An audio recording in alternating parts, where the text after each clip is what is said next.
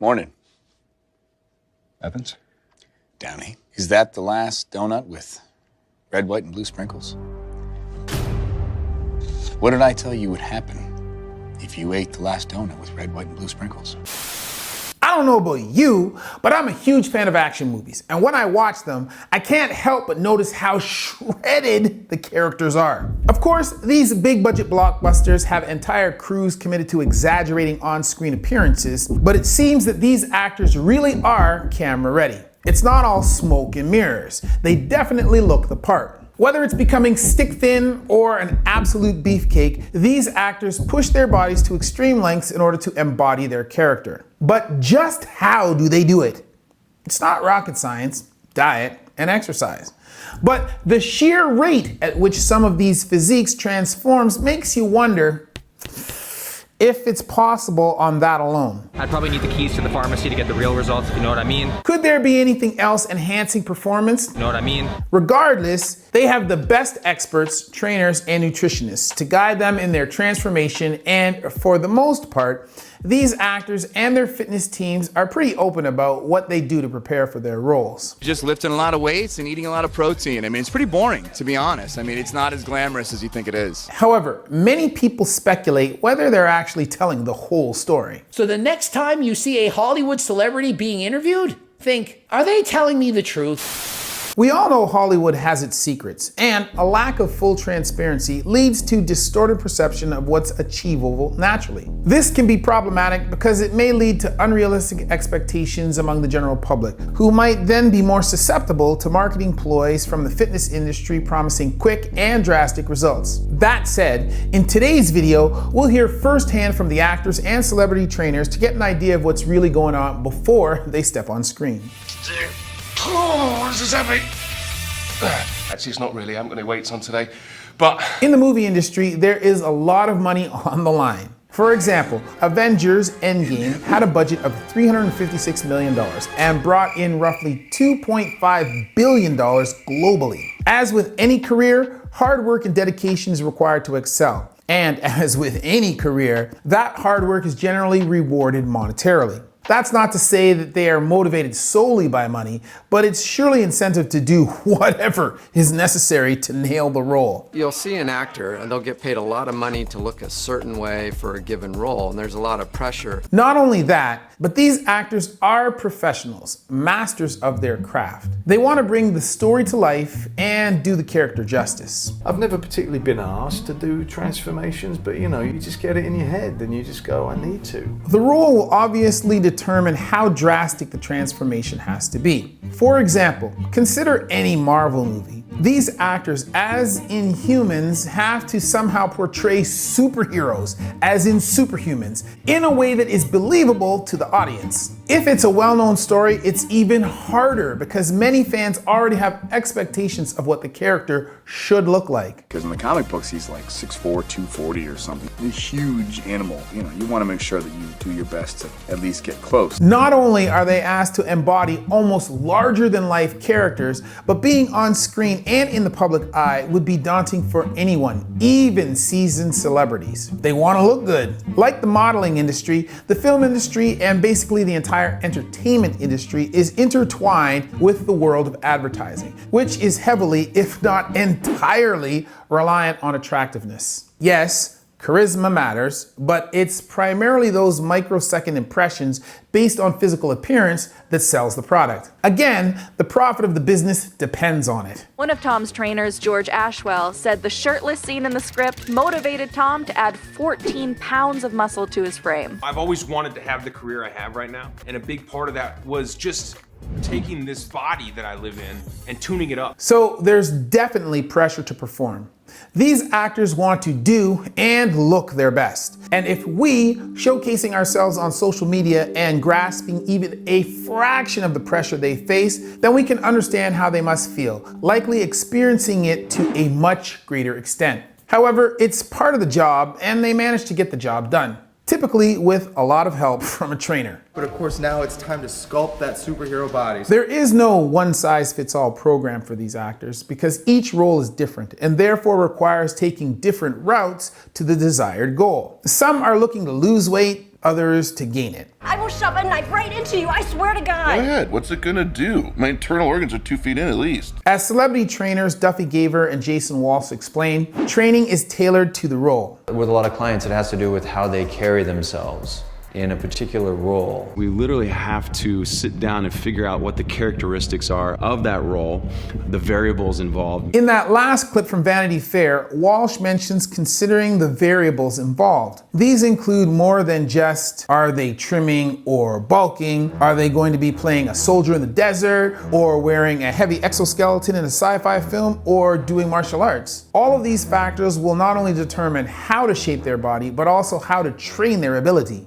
It's about character building. I want to enforce that character. I want them to feel super free of any type of psychological hindrances. Ultimately, the goal is to get the actor ready for shooting so that when they show up on set, their sole focus is on acting. Walsh also stresses the importance of addressing any physical issues or injuries that may be holding the actor back, strengthening those areas instead of merely ignoring them. As a past fitness trainer myself, I know the importance of fixing imbalances in your body for not only movement confidence and feeling free in your activity, but also for injury prevention. This whole training process for us was real trauma for our bodies the first time around. This is crucial for actors because they need to stay injury-free during the preparation phase and while filming these physically demanding scenes. My stuntman's about to fuck you up. Therefore, it's important that these trainers keep the actor's safety in mind while pushing their bodies. This includes knowing the fitness background of the client. Sharing similar experiences can surely help an actor become the character. Spider-Man's lies in his agility and acrobatics. Luckily, Tom Holland has a background as a dancer and gymnast. However, interestingly enough, you'd think that it would be easier for normally fit people to get fitter.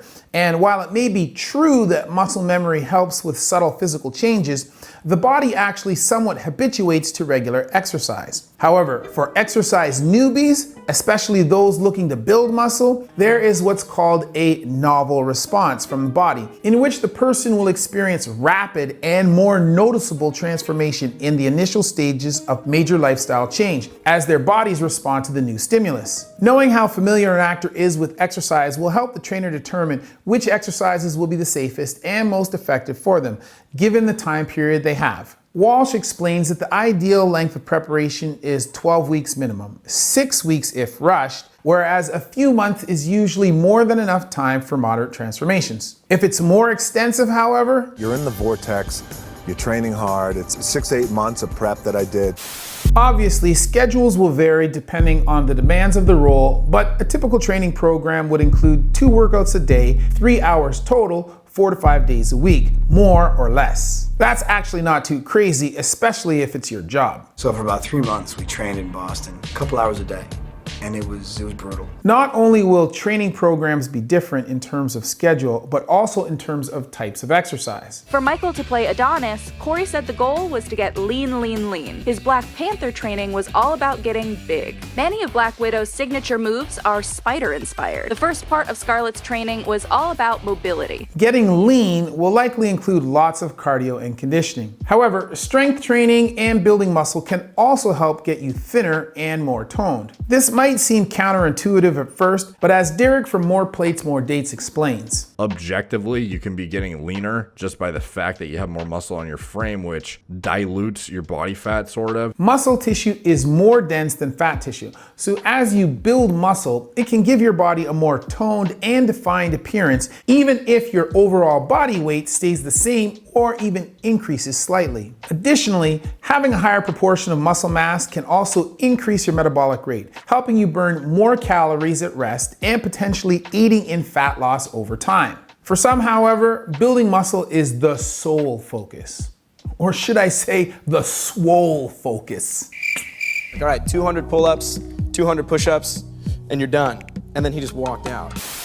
Muscle growth happens when the synthesis of muscle protein outweighs its breakdown, resulting in a positive protein balance. Both resistance training and protein intake promote this balance by stimulating muscle protein synthesis and reducing breakdown. Resistance training involves manipulating various factors like intensity, volume, exercise order, repetitions and sets, movement tempo, and rest duration between sets to maximize muscle gains. Basically made health and fitness the focus of my day. Given that these actors are on a schedule, you want to work as much as possible, as fast as possible. It's all about being effective and efficient during their workouts. Upper, lower body split using big compound movements. Get the big muscles going. It doesn't require anything fancy to gain muscle. There are some oldies but goodies that work wonders. Deadlifts, squats, bench press, rows. Nothing's changed. The guys, the stuff that Arnold and those guys were doing in Gold's Gym, you know, umpteen years ago, it still works. Want to look like a bodybuilder? Do the kinds of things they do. It is absolutely one of the best bang for your buck exercises as it utilizes everything in the body. As Walsh explains, an exercise like this is great because not only does it work multiple large muscle groups simultaneously, but it also has variables that he can adjust as the client progresses: range of motion and weight. Progression is key to building, and having an exercise that the actor can both get comfortable with but also be used to continuously push them beyond their comfort zone is going to be useful, especially within a limited time frame. What would Bruce Wayne do? And while the fitness training may be pretty straightforward, training actors may be somewhat unconventional. According to a Business Insider video, one of trainer Eric Johnson's objectives was in training Scarlett Johansson's poker face for Black Widow, her ability to keep her composure on camera while doing stunts. Eric had Scarlett practice her recovery after an intense set, gaining control of her breathing and getting her heart rate down as fast as possible. Another trainer, Alex Fine, who's worked with many athletes like Odell Beckham Jr. and Reggie Bush, stressed the difference between training them and actors. With the focus being on aesthetics rather than actual long-lasting performance, Fine will pay extra attention to the top of the chest and the shoulders. Creating a bigger chest and leaner waist gets clients like KJ closer to one of the aesthetic goals for Riverdale stars, sculpting that V-cut. Regardless of the fitness regimen, it's about how you approach the workout. The energy you're bringing to it will determine the results you get out of it. Certainly Chris, you know, the word he loves, epic workout. You go in there and you just crush it. That said, all trainers will tell you that this intense stress needs to be balanced with rest. But that does not simply mean sitting down and doing nothing. It refers to everything else you do outside your gym time to maximize the effectiveness of the exercise. If you want to look amazing, you got to train amazing, you got to eat amazing, and you got to sleep amazing. It is a three-legged stool. Nutrition, hydration, sleep, mental health, soft tissue, and of course supplements. All of these things play a role in assisting the physical transformation, especially when building muscle. Before we dive into nutrition, let's briefly touch on the rest. Hydration is essential for recovery because it does just that. It helps the body replenish water levels lost due to exercise. It's actually very hard for the brain to differentiate between hunger and thirst. A lot of times you're just dehydrated when you're fatigued. Dehydration can affect the mind, our concentration and ability to be fully present in our activity, as well as the body, how our cells adapt to training stimuli. It also facilitates nutrient transport to cells and tissues and aids in the removal of waste products generated during exercise. Sleep is also crucial for recovery. It is during deep sleep when we can restore the energetic currency, ATP, which we normally burn throughout the day, even more so if we are exercising exhaustively. Sleep, go to sleep, go to sleep. So sleep helps a person perform effectively during the workout. The better sleep we can get, the more high quality sleep we can get, the more results you're going to get in the gym. As explained in an article published in the International Journal of Sports Medicine, sleep deprivation can also slow reaction times, reduce accuracy, strength, and endurance, and even impair cognitive functions like judgment and decision making. It also helps after the workout. As explained by Dr. Chris Winter in an article on Nike.com, deep sleep helps your body repair itself, like fixing muscle damage. Growth hormone released during deep sleep builds new muscle fiber. So muscles get stronger after workouts when they've repaired. Without enough recovery, overtraining can lead to more damage and inflammation. I would have listened to the people that told me how to do things right a long time ago. Thought I knew everything, like most people I talk to nowadays. Eating right, recovering, and training properly. Sleep also allows the body to de-stress, which is essential for the proper integration of muscle memory, which is vital for skill acquisition and improvement in athletic performance. It's sad that it took me till I was 52 years old to figure it out. If only I would have done this long ago. Tending to your mental health is also a key component of recovery. Simply put, any physical action is guided by your mind. So if you want your body to show up for you and perform to your highest ability, your mind has to be oriented positively towards the direction of achieving your goals, focused and clear of distraction. Not only does working out increase your endorphins and dopamine levels, which makes you feel good and keeps you motivated, but as Walsh explains, and vice versa. So if your mental state is even better, you're going to come in, you're going to have a better workout, you're going to increase those endorphins. It's really a win-win situation. A positive mindset enhances your ability to push through challenges and maintain consistency in training. The ability to persevere is what most of these actors claim is the deciding factor achieving their desired outcomes. When it starts to hurt badly and you want to quit, that's really when you shouldn't quit. It's just about, the discipline of continuing to do something that you don't want to do. That's obviously important when embarking on any endeavor, especially something that requires an entire overhaul of your lifestyle, even if only for the duration of the film. I was, 165 pounds in my last movie, and then I had to walk on the set at 205. Another consideration during recovery is soft tissue repair. That would include using things like foam rollers or Theraguns. Exercise puts stress on the body. It's time under tension. And that tension can build up in the muscle and connective tissue. Massaging and using tools to apply pressure to these areas essentially releases this tension. Yo, what if I put it in?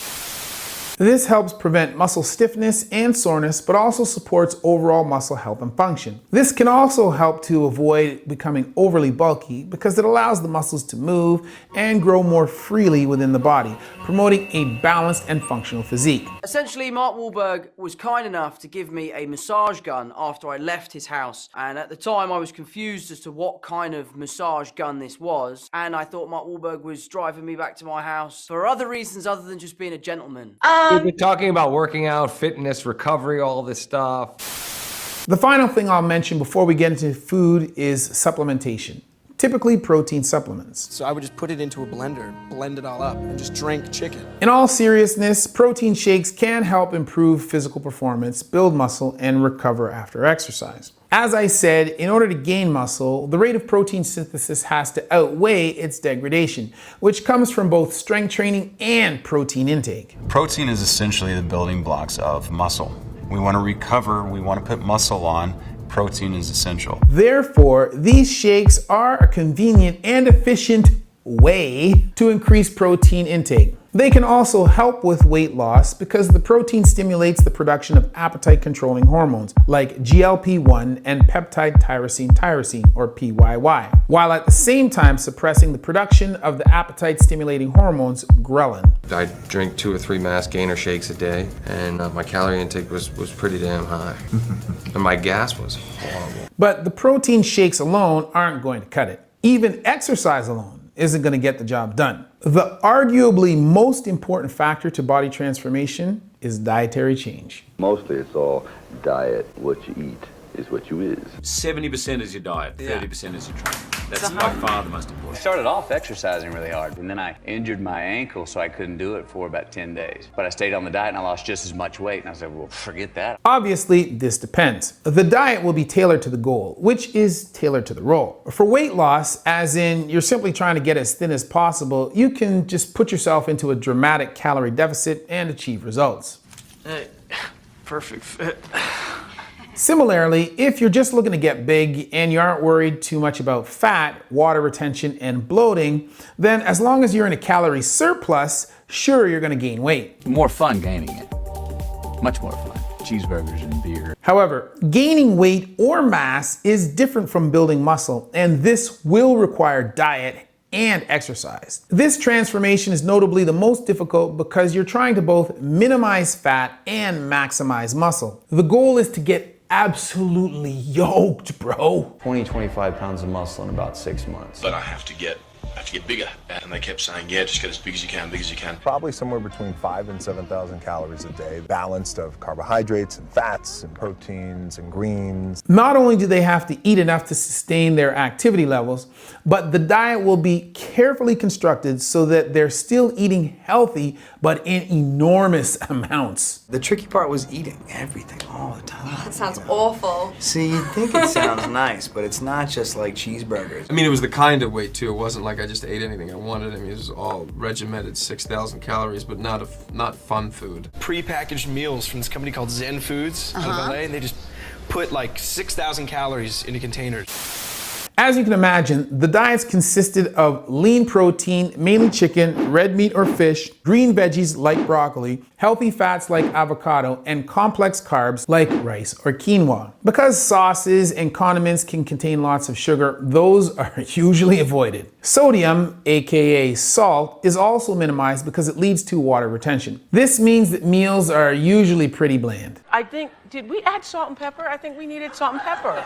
Not to eat to please the tongue, but eat to nourish the body. Unless, of course, you hire a chef or dietitian who is dedicated to making nutritious and delicious meals, which is doable, and these actors definitely have the money to pay for them. For the most part, however, eating becomes a let's just get the job done kind of activity. What is usually an enjoyable part of the day for most people turns into a chore. It's very structured, but again, it has to be because they are on a schedule and have a set goal to achieve. As Magnus Ligback, who trained Alex Skarsgård for his role in Tarzan, explains in a Men's Health video, there are 3 main nutritional cycles when building a superhero. The build-up, the bulking phase, a cutting cycle when you want to get shredded, and then it's the maintenance while filming. What we're going to do is manipulate calories and macro and micronutrients, also known as the proteins, carbohydrates, and fats. As Walsh explains, it's all about finding the perfect balance of these things,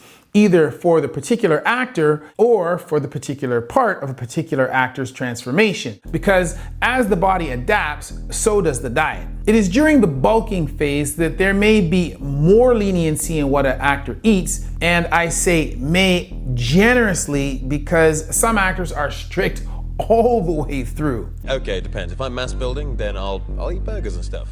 Mass building? Yeah. Regardless, it is during this phase that they will be eating the most. I found gaining weight awful. Okay. Like, I remember eating a steak and then just another plate of food. I'm like, really? On the other hand, during the cutting phase, the goal becomes making the body a lean, mean fighting machine. We pull back a lot of the carbohydrates until we get the body fat to a certain point when the body becomes highly efficient. A couple of small salads, a couple of small pieces of protein, and that's kind of it. And you go to bed hungry, and then you have a fasting period of like 15 hours. At this point, the metabolism rises and the body starts aligning itself with the goal of the training, making it easier to reach. Once this happens, carbs can be reintroduced without harm, given that they are still eaten wisely. The final phase, maintenance, is likely going to be a regular, healthy diet, meant to sustain your figure. As I mentioned, however, there is no one-size-fits-all diet plan. This is just a generalization, but every actor and every trainer is going to approach it differently. Some also swear by carbs the whole way through. Carbs are your friend. I like the way you think. Come on. Carbs are good carbs. All this to say, the actor does what works for them. Most agree, however, that whatever the food rules are, dieting is the most challenging part of the physical transformation. It takes a toll on you both physically and mentally. Very moody. I was very moody. All the chemical imbalance and kind of mood swings. And Someone made a joke about food. It was like, hey, that's not funny. Nevertheless, they push through because their job depends on it. However, even with the targeted resistance training programs and regimented nutrition, some of these transformations are downright suspicious. Some of the transformations on this list, I don't feel can be achieved naturally, especially in the short window these guys have. A lot of them not really having been former athletes, not really been gym goers. Gaining muscle at the rate some of these actors do is almost unbelievable. 3 months, 30 pounds of muscle. As mentioned in an article written by personal trainer Paul Rogers on verywellfit.com, the average rate of muscle gain is 1/2 to 2 pounds of muscle per month. 35, 40 pounds heavier of muscle. And yeah, changed everything. Theoretically, that would take him over a year. minimum. Some of these actors have similar transformation in mere months. So is that it? Diet and exercise? Or are we, the public, missing something? What's really going on off camera? Well, lots of people speculate about PED usage. In a world of hush money and NDAs, can we really believe what Hollywood is telling us? I've never touched a steroid or a hormone or a magic pill in my life. It was always about doing the most with what I had. Though many are likely being honest and actually do just put in the work, the reality is that some doctors are being asked for steroids, meaning someone is doing the asking. You know, I need to bulk up, I have a role, or I have a concert coming up, and I need to get myself in better shape quickly. As Derek mentions, there are a few warning signs that are indicative of PED usage. Firstly, as we age, our bodies downregulate a lot of processes to conserve energy, one of which is your body's hormone levels and thus your ability to put on muscle. The sheer body weight and the stress it imposes on all organ systems and the longevity of everything internally, it's all something that accelerates you towards death. Therefore, it becomes much more difficult as we get older and our hormone levels dip to gain and sustain the levels of musculature that some of these actors manage to achieve for their films, or at least to do so naturally. Hence why many aging men take TRT, or testosterone replacement therapy. For more on that, you can check my video on TRT. We'll leave a link in the description. Another red flag he brings up are the frequent fluctuations during on and off season. As in, the actor's body will change dramatically, not once, but multiple times for multiple films in a relatively short time span. You can't just stay the same level of body fat and gain 20 pounds, lose 20 pounds, gain 20 pounds, lose 20 pounds of lean tissue back and forth. I am not saying that Thor takes steroids. I just want to point out what red flags that can apply to any actor. Those are my weights, Logan. Really, Thor, I don't see your name on them. What I am saying is that these physiques that so many people aspire to have, that kids idealize, are not always representative of simply hard work. What's the matter, little man? And it's often not sustainable, and therefore it's not healthy. Actors and entertainers put their health aside for the sake of entertainment. We want it, they provide it. As PewDiePie says, even if you were taking something, can you blame them? Both the industry and the audience play their part in the perpetuation of these unrealistic body expectations. Audiences expect you to look like a superhero now. I think there is a slight body dysmorphia that you get. However, the danger lies not so much in whether or not these actors are being enhanced, but that there is a lack of transparency. I did steroids, yeah. I only did them for like 2 months and put some speed on my fastball, and that was it. You know, I got in a few bar fights, but who cares? Other than Charlie Sheen, Arnold Schwarzenegger, and like Mickey Rourke, nobody else has said anything. Therefore, the public is in the dark about what's actually going on. As a result, those who are gullible and naive, aka kids, are led to believe that that's achievable through hard work alone. And if and when they realize it's not, they are left feeling pretty poorly about themselves. Bodybuilder Noel Diesel, who has taken steroids and is open about it, had this to say. Not only does it create false hope through naturally unattainable results, it discourages many people from changing their lives. Not to mention the health risks the public may encounter while ruminating in the feeling of despair. As explained by Josh Brett, who is a fellow YouTuber who focuses on fitness and health content. Eating disorders rise, social media becomes more fake, and PED use becomes more common. Most people, especially those who don't normally work out, are completely unaware of just how prevalent steroid usage actually is. Their popularity has surged in recent decades due to the rise in online black market sources and increased social pressures and body image ideals perpetuated by online platforms. Modern standards for what is considered buff or in shape are different than they were 50 years ago. Steroids are not only being used within the bodybuilding community, but by regular people too, particularly young people. If this is something that you have seen in your day-to-day life, let me know in the comments section below. You go on Instagram and you got 18-year-olds looking like fucking orcs. If it ain't looking natural, it ain't natural. Social media distorts everyone's perception of reality. It influences not only how we perceive others, but how we present ourselves. As consumers of it, we feel like we need to keep up with everyone else's carefully curated image of themselves. As producers of it, we feel like we need to only show the best parts of ourselves, even if it's a filtered, surface level version of who we actually are. Similarly, we must keep in mind that the films work the same way. What we see may even be enhanced, not by the actors doing, but by the editors. That said, we've become almost accustomed to this manipulation. If you are aware of it or secure in who you are, the exposure can strengthen your critical thinking ability, making you immune to the effects of it. However, if you're unaware or easily influenced,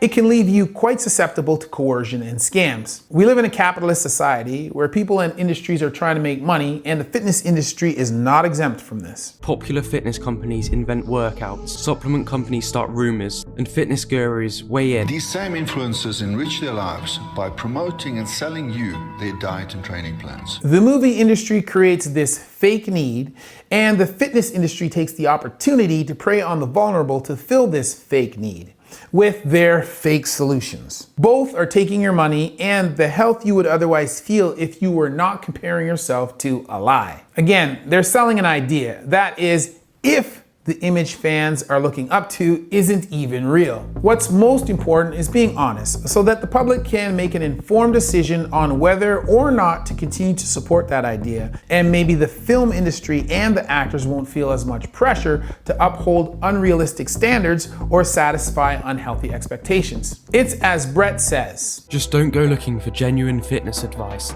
in an industry built on shady activities and illusions. That said, transformation isn't about a magic pill or complex program. As many of these actors mentioned, it's about dedication and consistency. Your effort, your discipline, your intensity is a necessary thing, but nobody can sell you that. So nobody bothers talking about that. For some, what started off as simply playing a character became who they are. It took one major transformation, the first always being the hardest, for them to really appreciate the benefits of getting in shape, and were then inspired to transform their entire lifestyle. This in turn affected the roles they were being offered. In a men's health video, Chris Pratt explains how getting fit opened up more possibilities for him as an actor. He was no longer being typecast. It's kind of a spectrum you can live on, and that is really, to me, kind of a health spectrum too, because when I was Andy, I was pretty unhealthy. He goes on to say that he can't even believe some of the things he used to eat regularly. Boom, that's spaghetti.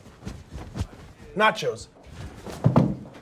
It's a cookie. There was a trade-off, but it was worth it. Not only for his career, but his overall well-being. Now eating is boring, but the times between eating, I feel great. Whereas before, eating was fun, but the times between, I felt like crap. It sucks at first, but soon you kind of realize that you feel better emotionally, physically, mentally, spiritually. Living a healthy lifestyle also makes it easier to prepare for physically demanding roles in the future. It takes less preparation overall if you're always ready. Being fit for longevity is my priority. Take The Rock, for example. He prepares, sure, but he doesn't seem to fluctuate much. He literally lives it all day, every day. My entire day is also very structured, like down to the minute. I will generally eat the same thing, the same time, every day. I worked out 6 hours a day, every day, for the last 20 years straight. He stated in another interview that he was driven from a young age by success, and for him that meant emulating the men he admired, like his pro wrestling dad and Arnold Schwarzenegger. The way I know how to be successful, I think, are the men I admire. Big men who always trained and got things done with their hands. For him, training like a beast is normal. It's sustainable. But for others, it's not, and that's where it becomes problematic. Health means sustainability, and if these transformations only last until filming is over,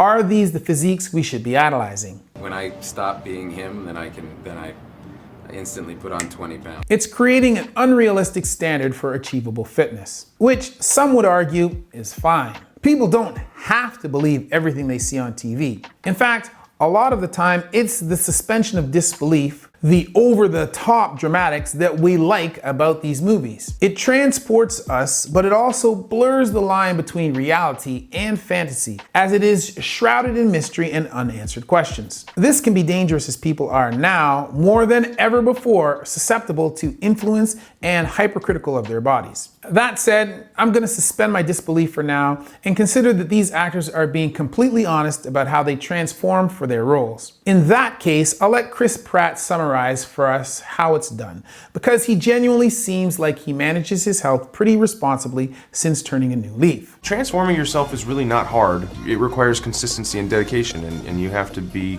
willing to sacrifice. The secret is you can't do it in a month. Thank you. I like that. It takes 8 months. Time is going to go by just as fast whether you're doing it or not. I was capable of doing it. I think anybody could do it if they wanted to, but unless you had to, I don't see why you would want to. On that note, I'll leave you with this. You want a hot body? You better work. If you enjoyed the video, be sure to give us a comment and give it a big thumbs up to feed the algorithm.